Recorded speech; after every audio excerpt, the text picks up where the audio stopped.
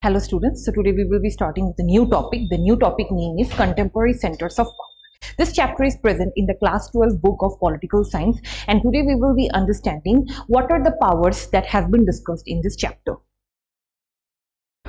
So first comes regarding the European Union, that how European Union was established. So before that, the Second World War came to an end. The Second World War shattered many of the assumption and structure on which the European states confronted the ruin of the economies and the destruction of the assumption and structure on which the Europe has been found out. Now, if I talk about the European Unions, you see during that time, after the World War, after the Second World War, the whole Europe was in destruction. The whole Europe was in destruction. As a result, there was false assumption regarding those particular countries. They were in false assumption, they were in false guidance. You see, the whole country was in destruction. Also, on the other hand, European integration was aided after 1945 by the Cold War. American extended massive financial help for reviving Europe's economy under the Marshall Plan. Here, it has been told about the Europe integration. The Europe integration started after 1945. Integration means all the countries together under one nation. This is known as European integration. It started after the year 1945. Now, we will be understanding about Marshall Plan. Now, what do you understand by the term Marshall Plan? You see, if I talk about the Marshall Plan here, the Marshall Plan was adopted by the United States of America so that they can aid the European countries. To aid the European countries, the Marshall Plan was actually adopted after 1945. Now you see, under the Marshall Plan, the Organization for European Economic Cooperation was established in 1948 to channel and to an aid to the West European states. Now, after the Marshall Plan started, during the Marshall Plan in the year 1948 only, the European Economic Cooperation. The European Economic Cooperation was being organized. The European Economic Cooperation was being organized under the Marshall Plan in the year 1948 so that they can aid the European nations. Also, it became a forum where the Western European states began to cooperate on trade and economic issues. The Council of Europe, established in 1949, was another step forward in political cooperation. The collapse of the Soviet bloc put forward on a fast track and resulted in the establishment of the European Union in 1992. Now there was a forum. The forum established where the West European states began to cooperate on trade and economic. After the Marshall Plan only, there was a creation of a forum which had been discussed on trade and economic cooperation. Yes, on trade and economic cooperation has started discussing about how the trade and cooperation will be established in the European Union. Also, on the other hand, the Council of Europe, established in 1949, was another step towards political cooperation. The collapse of the Soviet bloc put forward Europe on a fast track and resulted in the establishment of European Union in 1992. Now, the Council of Europe, established in 1949, you see, the Council of Europe was established in 1949, which was another forward looking towards political cooperation. Also, on the other hand, there was blockage of the Soviet bloc. Yes, there was collapse of the Soviet bloc. As a result, the whole European nations were united together, which means the whole European nations started integrating in the year 1992. After the collapse of the Soviet bloc itself only, the whole European Union integrated in the year 1992 after the collapse of the Soviet bloc. You see, the collapse of the Soviet bloc was during the year 1990s, I guess, but here, if I talk about the establishment of the European Union, it was during 1992. The foundation was laid for a common foreign and security policy cooperation on justice and home affairs and the creation of a single currency. Now, the whole European Union has created one single currency so that all the countries under the European Union can go through the single currency. Now you see,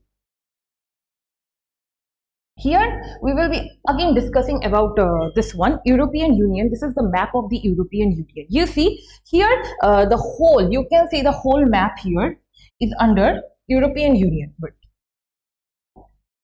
yes, the whole map here is establishing the European Union, that what are the countries under the European Union.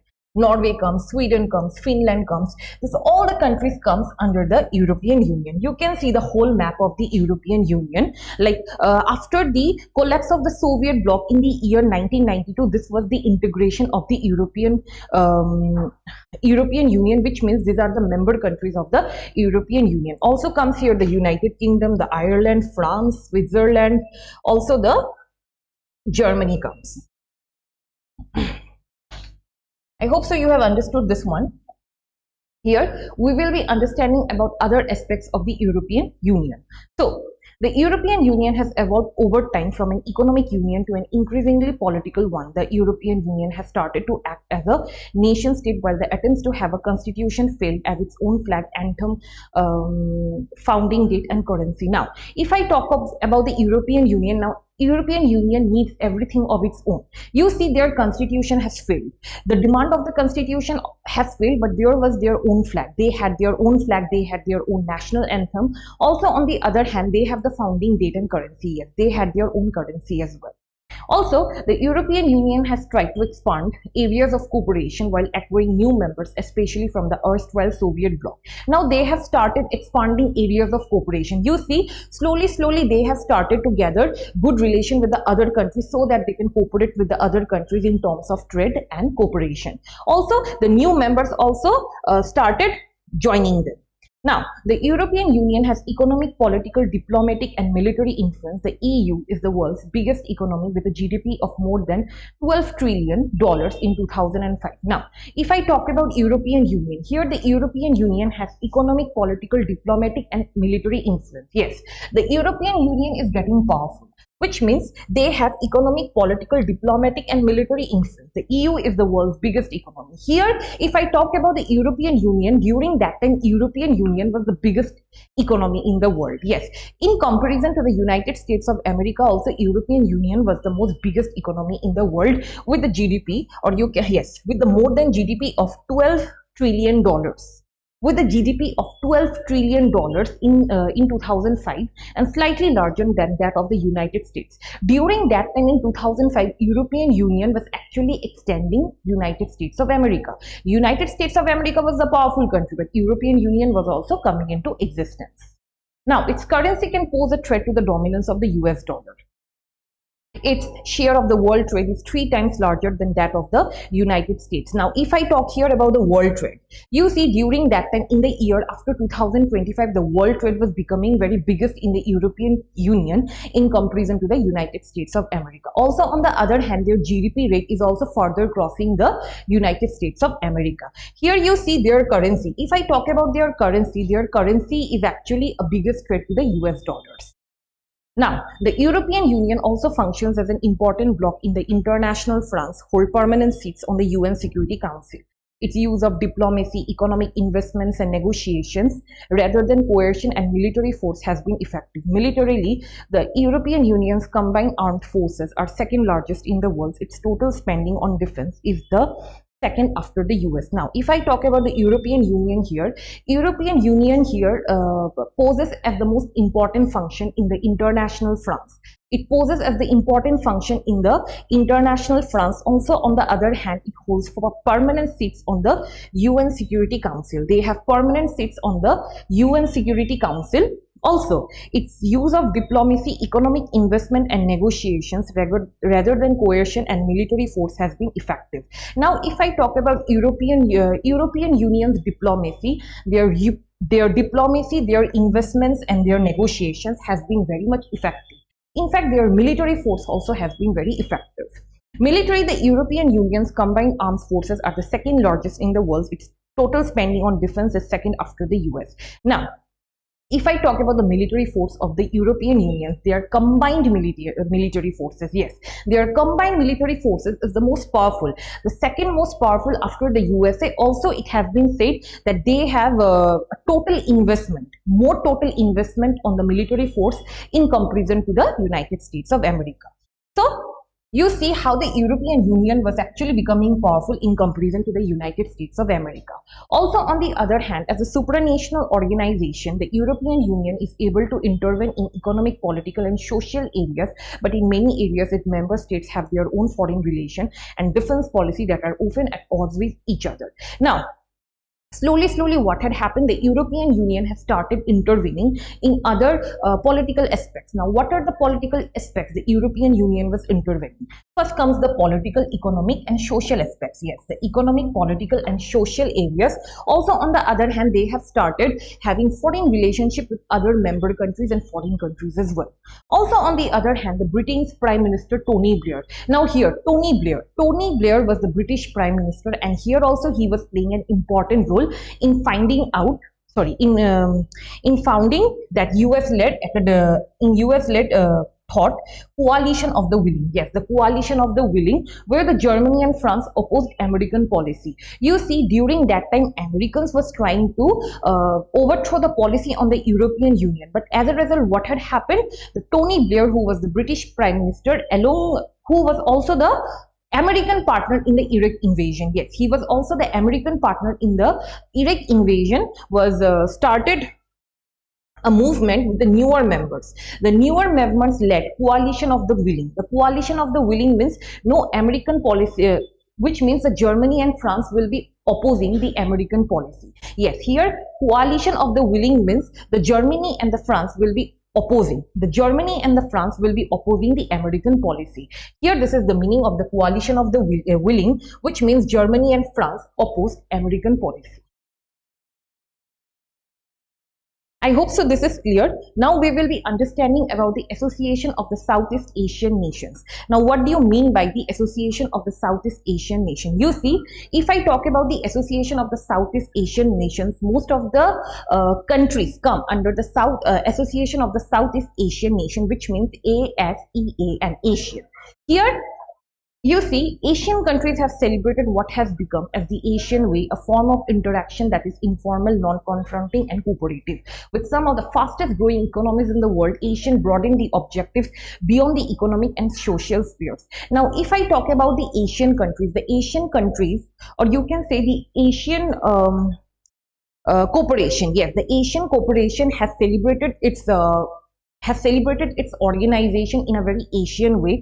Also, on the other hand, they have started practicing themselves in intervening in the economic, social, and political aspects as well.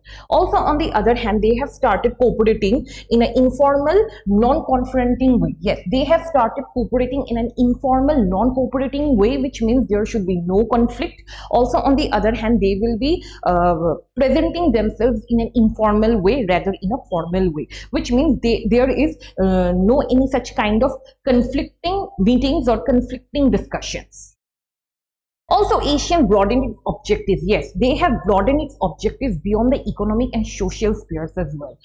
In 2003, Asian moved along the path of the European Union by agreeing to the Estates Asian Community comprising 3 pillars. Now, in the year 2003, what had happened in the year 2003? The Asian countries moved forward. The Asian moved forward along the path to agree with the Asian Community comprising 3 pillars. In 2003, the Asian has comprised the 3 pillars. Now, what are the 3 pillars? Namely, the Asian Security Council. Yes, here.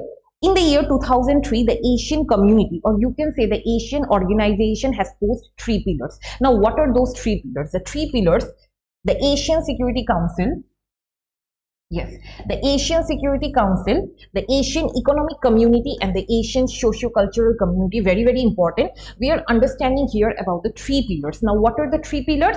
The Asian Security Council. First comes the Asian Security Council, then comes the Asian Economic Community, the Asian Economic Community, and at last comes the Asian Socio-Cultural Community. These are the 3 pillars that have been organized by the Asian organization in the year 2003. Also, the ASEAN by 2003 had several agreements in place by which member states promised to uphold peace, neutrality, cooperation, non-interference, and respect for national difference and sovereign rights. Yes, by year 2003, by several agreements, there were several agreements among the Asian countries under the Asian organization, which means there will be political stability as will be there, economic cooperation will be there. Also, on the other hand, there will be neutrality, non-interference, and respect for each and other countries, and there will be no national difference, and there will be sovereign rights as well, as it has been posed by the Asian organization.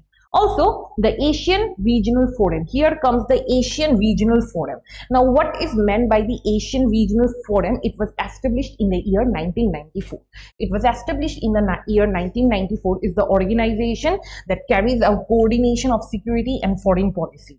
It carries out coordination of security and foreign policy. Here comes the Asian Regional Forum in the year 1994 is the organization. The organization talks about the coordination of security and foreign policy. Here, if I talk about the security and foreign policy, it comes the Asian Regional Forum.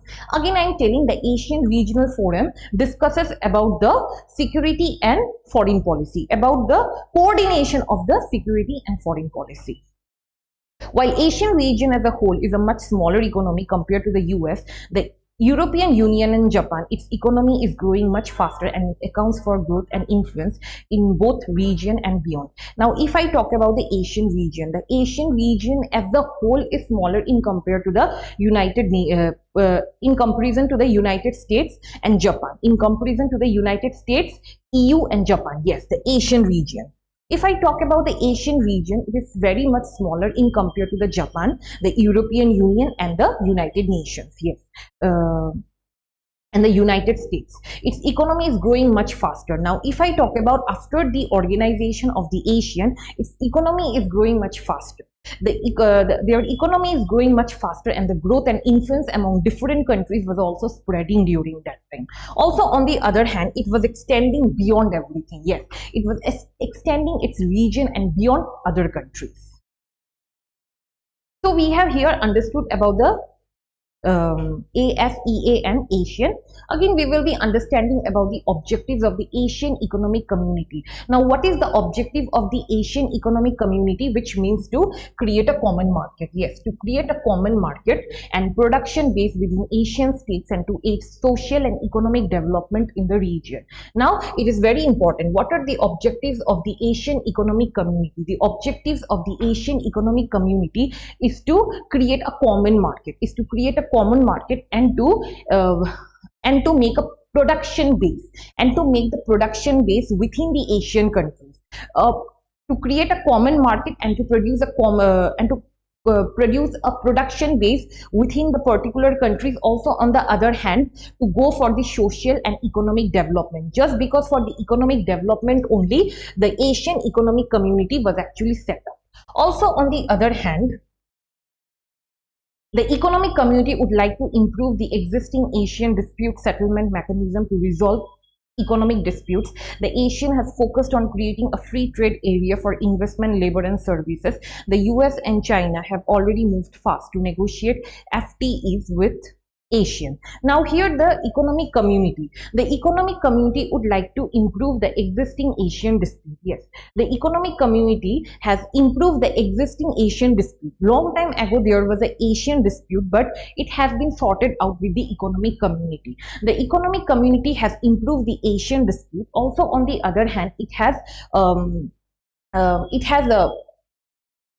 created a settlement mechanism, Asian dispute settlement mechanism, so that any conflict is there, it can be resolved. Also, on the other hand, the Asian organization focused on free trade agreement, which is known as FTA. It has focused on free trade agreements so that there can be free trade. Also, on the other hand, for investment, labor, and services, the free trade agreement is posed on investment, labor, and services. Also, on the other hand, the US and China have already moved fast to negotiate FTAs with ASEAN. Yes. Now, US, China, after the setup of the Asian organization, the US and China were the first countries. Yes, the US and China were the first countries to move towards ASEAN to discuss about the free trade agreement. Now you see all the countries, they think about their own benefit. They think about their own benefit only, they actually collide or they cooperate with the other organization. There is UNDP, there is UNICEF. Also on the other hand, here comes the ASEAN, ASEAN. Now, ASEAN is rapidly growing into a very important regional organization. Its Vision 2020 has defined an outward-looking role for ASEAN in the international community. This builds on the existing ASEAN policy to encourage negotiation. Now, afterwards, when the ASEAN organization came into existence, it was growing rapidly. Yes, it was growing very much rapidly. In the year 2020, it has a vision. What vision they had? They had a outward looking, they had a outward looking forum. Yes, they had an outward looking vision, which means for the Asian country in the international community that they will be participating in the international community. This builds the existing Asian policy to encourage negotiation. They have encouraged negotiation over conflicts in the region such as Cambodian conflict, the East Timor conflict. Now, after the ASEAN organization came into existence, they have resolved the following conflicts. Now, what are the following conflicts? First comes the East Timor crisis. The East Timor crisis comes into existence and the Cambodian conflict. The Cambodian conflict and the East Timor crisis was being resolved by the ASEAN itself. Also, you see, the ASEAN has outward looking role. They have outward looking role in the international community. It doesn't mean that they will be regarding themselves into the specific countries, but they will be going beyond that. They will not be regarding within the specific countries, but they will be going beyond that. Also, on the other hand, they will be building existing ASEAN policies. Why to build existing ASEAN policies? So that they can go for the negotiation with other countries. They can negotiate with other countries and also they can resolve several conflicts. First comes the East Timor crisis and the Cambodian crisis. So these are the issues that were being resolved by the ASEAN itself. Also, the current economic strength of the ASEAN, especially its economic relevance as a trading and investment partner to the growing Asian economies such as India and China, make this attractive proposition. Now, the current economic strength. Now, if I talk about the current economic strength of ASEAN, the current economic strength of ASEAN has attracted India and China as well. It has attracted India and China as well on terms of trading purposes. On terms of trading purposes, it has attracted India and China, and also on the other hand, it was an attractive proposition. Yes, the ASEAN was an attractive proposition to India and China.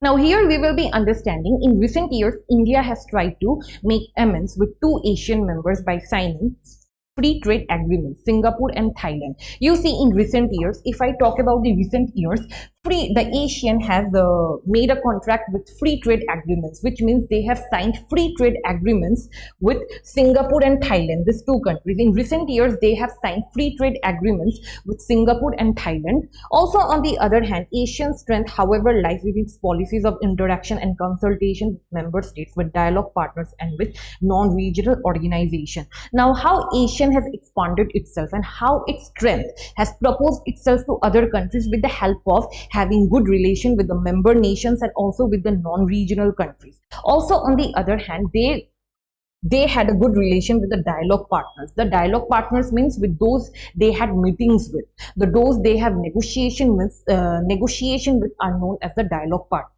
Also, on the other hand, they have their policies of interaction and consultation. They have their policies of interaction and consultation. With their policies of interaction and consultation only, they had good relations with the other countries. And they had gone beyond their organizations. Here, if I talk about the Association of Southeast Asian Nations, now what do you mean by the Association of the Southeast Asian Nations? There are total 11 member countries under the Association of Southeast Asian Nations. Here, first 11 member states comes Brunei, Cambodia, Indonesia, Laos, Malaysia, Myanmar, Philippines, Singapore, Thailand, Vietnam, and Timor-Leste, which joined in the year 2025. These are all the Asian countries. The Asian countries are the 11 member states under the Association of Southeast Asian Nations. Also, it was founded on August 1987. It was founded on August 1987 to promote economic growth, peace, and stability. Yes, it was founded in the year on 8 August 1967 to promote growth, peace and stability. Okay, I hope so you have understood regarding my video, and if you want to know any of the courses regarding our institute, you can contact us in this number 8638391721, and thank you for watching my videos.